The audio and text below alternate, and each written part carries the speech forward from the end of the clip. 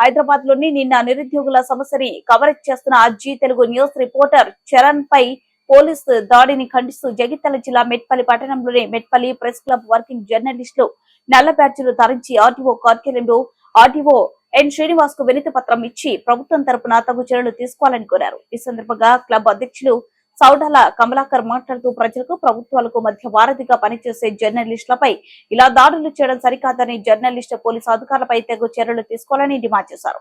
ఈ కార్యక్రమంలో కోరుకంటి విజయ్, షౌకత్ అలీ, బెజ్జరపు నవీన్, నలంద్రి, అల్లే సంతోష్, దూరిశెట్టి హరీష్, ముధాం శ్రీనివాస్ తదితరులు పాల్గొన్నారు.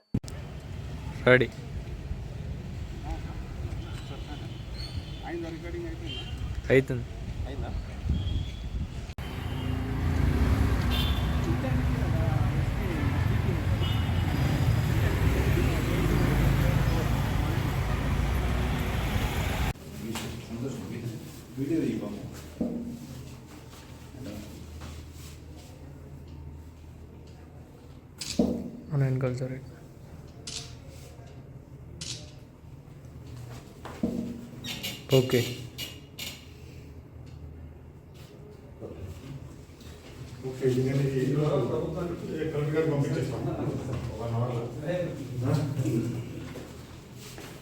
హైదరాబాద్లో నిన్న నిరుద్యోగులు వాళ్ళ సమస్యల మీద నిరసన తెలుపుతుంటే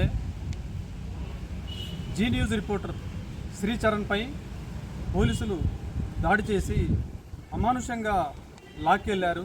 ఈ సంఘటన యావత్ ప్రజాస్వామ్యవాదులు ఖండించాల్సిన అవసరం ఉంది. ప్రజాస్వామ్యానికి నాలుగో స్తంభమైనటువంటి మీడియాను పోలీసులు ఈ విధంగా చేయడం ఇది అమానుషం అని చెప్పి నేను తీవ్రంగా ఖండిస్తున్నాను. ప్రజాస్వామ్యంలో ప్రభుత్వాలు ఎన్నో వస్తుంటాయి, పోతుంటాయి.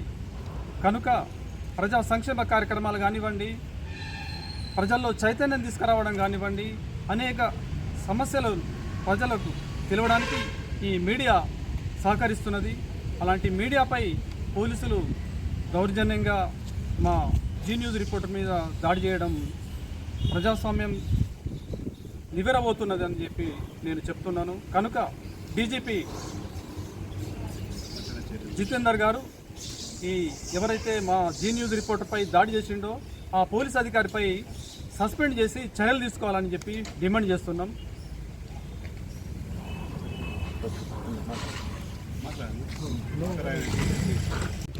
నిన్న హైదరాబాద్లోని ఉస్మానియా యూనివర్సిటీలో నిరుద్యోగులపై న్యూస్ కవరేజ్ చేయడానికి వెళ్ళిన స్టాఫ్ రిపోర్టర్ శ్రీచరణ్ పై పోలీసులు లాక్కెళ్ళి అక్రమంగా అరెస్ట్ చేసిన దానికి నిరసనగా ఇవాళ మెట్పల్లిలో ఆర్డీఓ గారికి వినతి పత్రం వేయడం జరిగింది. మీడియాపై కానీ ప్రింట్ మీడియాపై కానీ ఇలాంటి చర్యలు ఇక ముందు పాల్పడొద్దని ప్రెస్ క్లబ్ తరఫున తీవ్రంగా ఖండిస్తున్నాం.